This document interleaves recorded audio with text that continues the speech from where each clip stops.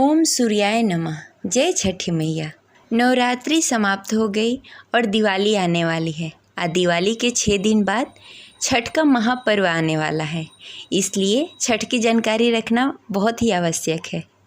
छठ महापर्व भारत भर में बहुत ही हर्षोल्लास के साथ मनाया जाता है। यहाँ तक कि विदेश में भी छठ पर्व मनाया जा रहा है। जो भी भारतीय विदेश में रहते हैं वो छठ का पर्व विदेश में भी मनाते हैं। खास तौर से यह पर्व बिहार, झारखंड, यूपी में बहुत ही धूमधाम से मनाई जाती है। बिहार के लोग इस पर्व को महापर्व कहते हैं।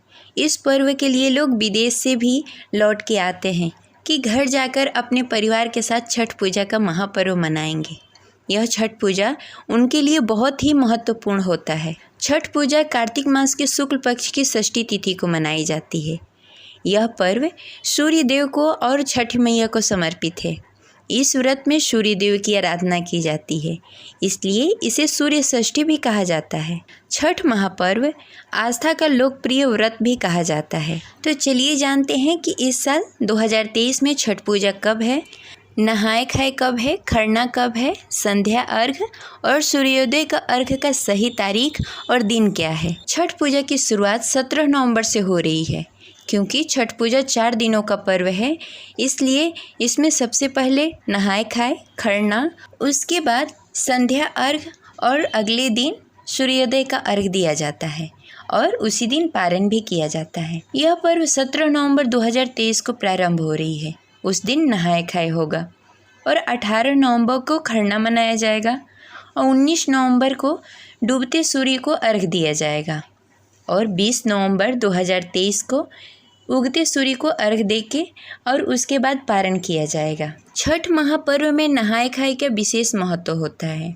छठ पूजा का पहला दिन नहाए खाए से शुरुआत की जाती है। छठ का महापर्व साल 2023 में 17 नवंबर दिन शुक्रवार को किया जाएगा। इस दिन महिलाएं सूर्योदय से पहले उठकर स्नान आदि से निवृत्त होकर सबसे पहले सूर्यदेव को अर्घ देती हैं और सूर्यदेव के समक्ष व्रत का संकल्प करती हैं। इस दिन शुद्ध और शाकाहारी भोजन बनता है। इस दिन लौकी की सब्जी, चने की दाल और चावल का सेवन किया जाता है। इस दिन लहसुन प्याज का बिल्कुल भी इस्तेमाल नहीं किया जाता। घर में कोई भी लहसुन प्याज नहीं खाता है। इस दिन व्रती पूरी श्रद्धा और भक्ति के साथ इस व्रत का प्रारंभ करती हैं। मूल रूप से नहाए खाए का संबंध शुद्धता से होती है। इसमें व्रती खुद को सात्विक और पवित्र कर छठ का व्रत रखती है। छठ का दूसरा दिन यानी सबसे महत्वपूर्ण दिन खरना का होता है। खरना वाले दिन व्रत का प्रारंभ होता है और रात के समय पूरी पवित्रता के साथ बनी हुई गुड़ की खीर सेवन किया जाता है। खीर खाने के बाद अगले 36 घंटे तक कठिन व्रत रखा जाता है। खरना के दिन छठ का प्रसाद भी बनाया जाता है। छठ के प्रसाद में ठेकुआ महत्वपूर्ण होता है। ये ठेकुआ हमारे सेहत के लिए भी बहुत अच्छा होता है। चूँकि ठेकुए में खुरदुरे आटे का इस्तेमाल किया जाता है, गुड़ का इस्तेमाल किया जाता है और शुद्ध घी का इस्तेमाल किया जाता है। कुल मिलाकर ठेकुआ आपके शरीर में कैल्शियम की कमी को पूरा करता है, इसलिए इस पर्व का प्रसाद भी बहुत महत्वपूर्ण होता है। छठ महापर्व का प्रसाद ग्रहण करने से भी आपको छठ मैया का आशीर्वाद प्राप्त होता है। इसलिए अगर आपको छठ का प्रसाद मिले तो बहुत ही सौभाग्य की बात होती है।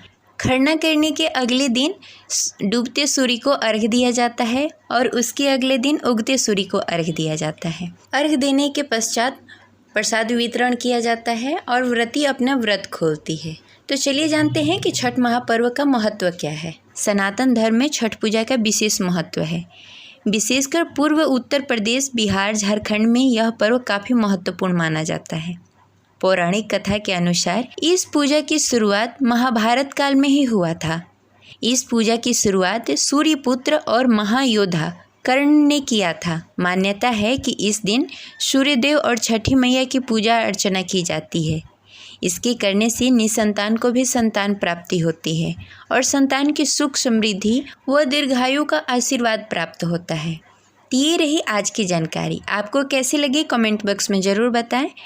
इतने दिनों से हम अपने चैनल पे रेगुलर नहीं थे, लेकिन अब हम रेगुलर हैं, इसलिए आप हमारे चैनल पे बने रहें और ऐसी ही जानकारी और कथा का आनंद उठाते रहें।